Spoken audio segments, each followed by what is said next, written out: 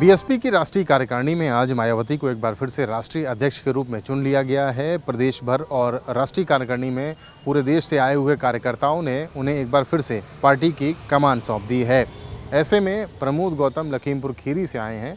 Party की बैठक में तो शामिल नहीं हुए, लेकिन बाहर खड़े होकर के पार्टी की हौसला अफजाई में कोई कमी नहीं रख रहे हैं। उनसे बात कर लेते हैं। प्रमोद जी, आप लखीमपुर के रहने वाले हैं? जी, हम लखीमपुर खीरी। करते क्या हैं आप? जी, हम तो यही जी बस प्रचार प्रसार के अलावा कुछ भी नहीं। किसका प्रचार प्रसार करते बस बीएसपी का ही। अच्छा, बीएसपी का ही प्रचार क्यों? जी, ये इसलिए करते हैं कि जो हमारे आप सबके लिए आदरणीय बहन जी ने त्याग किया, मान्यवर साहब ने त्याग किया, उस त्याग को हम लोग कभी नहीं भूल सकते हैं।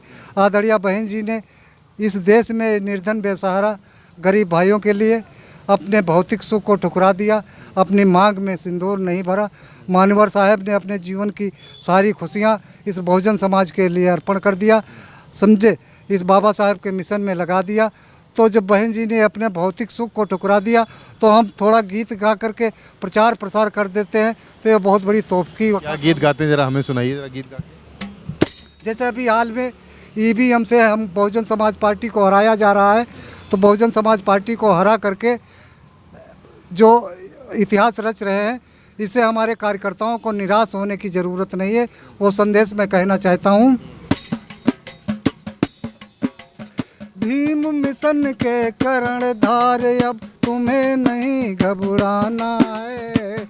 आज नहीं तो कल बहना को फिर सत्ता में लाना है, फिर सत्ता में लाना है। भीम मिशन के कर्णधार, अब तुम्हें नहीं घबराना है। आज नहीं तो कल बहना को फिर सत्ता में लाना है, फिर सत्ता में लाना है। लखीमपुर से चल के और लखनऊ तक आए हैं, तो बीच में कैसा कितना दूरी तय कर ली आपने और कितने लोगों तक ये मैसेज पहुंचाया? ये मैसेज हम तो ट्रेन में भी आप चढ़ते हैं, गीत गाते हुए निकलते हैं, कहीं भी हम होते हैं गीत गाते हैं। हमारे लखनऊ में पूरे लखनऊ के लोग हमको जानते हैं। कहाँ कहाँ जाते हैं? सब पूरे लखनऊ, आप कह दीजिए। प्रदेश में जाते हैं या हाँ, देश भर में घूमते हैं? हाँ, प्रदेश में है अभी तक भाई साहब निकल, क्योंकि आर्थिक स्थिति से इतना दयनीय है। करते क्या हैं आप? जी, हम करते हैं बस प्रचार प्रसार के अलावा। हमारी वाइफ आंगनबाड़ी में है, उसी से सारा खर्चा चलता है। हमारे एक बेटे की हत्या कर दी गई थी। खर्चा दे देती है पत्नी आपको? अरे फिर पत्नी क्या, अब नहीं है तो फिर जब अपना ही है तो किसी ना किसी से कहते क्या है, मिशन के लिए चाहिए पैसा दे दो। हाँ, वो कहते हैं आप जो कुछ कर रहे हैं बहुत सही कर रहे हैं।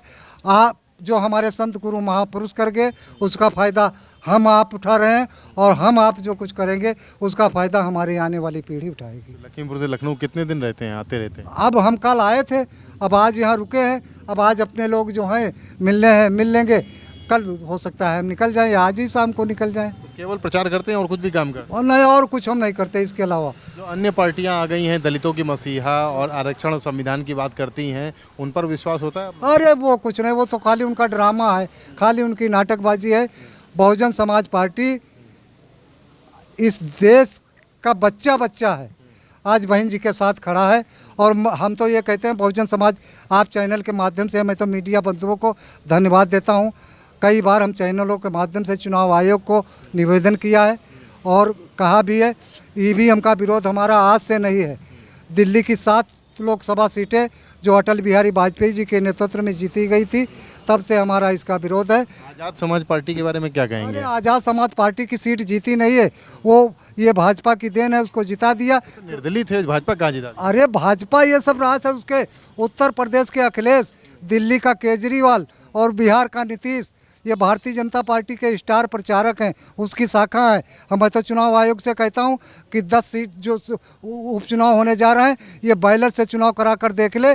जो बहुजन समाज पार्टी सभी सीटें ना जीत कर दिखा दे, और भारतीय जनता पार्टी के साथ ये अन्य दलों के असली चेहरा सामने आ जाएंगे। आपको लगता नहीं कि अखिलेश यादव ने पीडीए में दलित डी को दलित बनाया और दलितों को अपने साथ ले गए, तो अब कैसे बहन जी वापस लेके आए? अरे कहीं नहीं गया, हमने कहा ईवीएम से सिर्फ सीटें तो जीत गए ना अखिलेश यादव इंडिया गठबंधन। तो इंडिया, वो तो जब ईवीएम से उसको जिताया जा रहा है, अखिलेश को सब मालूम ईवीएम के बारे में कि हमारी सीटें जीतती नहीं हैं, जिताई जाती हैं। समझो। इसलिए तो कहते हैं हराई जाती है ईवीएम से। वो तो फिर वो ड्रामा नहीं करके भाजपा का ये कहना है कि हम आपको सत्ता में बनाए रखेंगे और आप जाइए हमारे खिलाफ हल्ला बोलते रहिए। पूरी साजिश क्या बहन जी के लिए हो रही है? सिर्फ बहन जी के लिए। उधर कांग्रेस को गिराने के लिए अखिलेश यादव जी कांग्रेस को घेर लिया, समझे।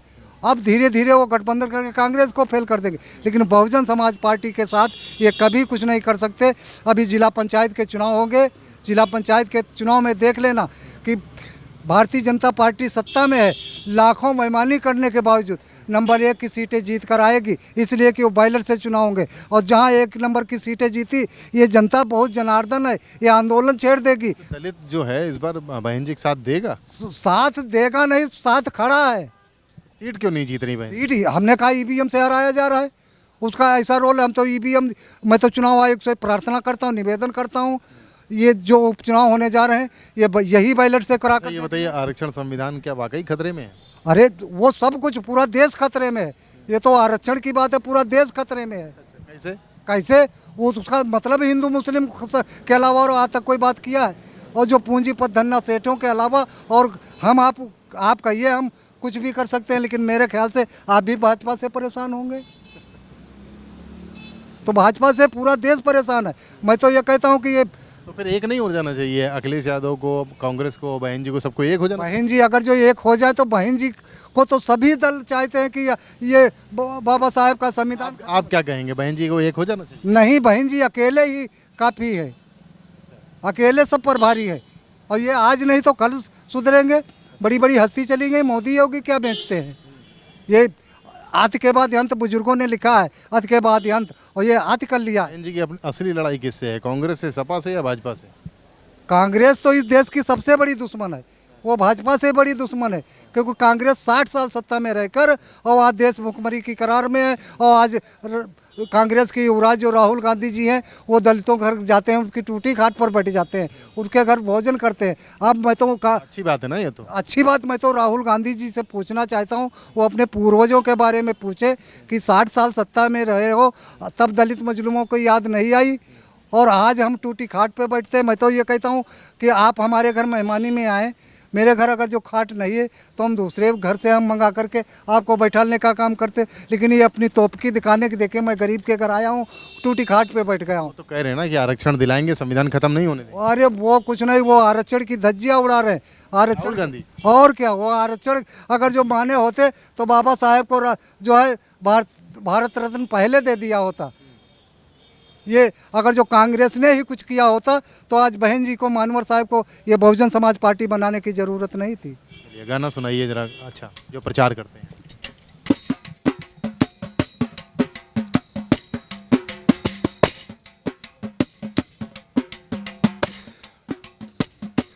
सीएम बहना को बनाओ इस बार, दबाओ बटन हाथी वाला, हो बहुजन बहना से मिलेगा अधिकार, दबाओ बटन हाथी वाला। लखीमपुर के प्रमोद गौतम हैं और बहुजन समाज पार्टी के लिए प्रचार करते घूमते हैं। खुद कुछ नहीं करते, लेकिन पत्नी से इजाज़त इस बात की ले ली है कि बहुजन समाज पार्टी के प्रचार के लिए वो निकलेंगे और पूरे प्रदेश में निकल करके पार्टी के मूवमेंट को, मिशन को आगे बढ़ाने के लिए अपनी ज़िंदगी को न्यौछावर कर देंगे। लखनऊ से कैमरामैन रजनीश तिवारी के साथ रतीश त्रिवेदी। यूपी की हर खबर देखने और उनसे अपडेट रहने के लिए हमारे चैनल श्रेष्ठ यूपी को सब्सक्राइब और लाइक करें। साथ ही बेल आइकन को दबाना ना भूलें, जिससे हमारे हर वीडियो की जानकारी आप तक पहुंचती रहे।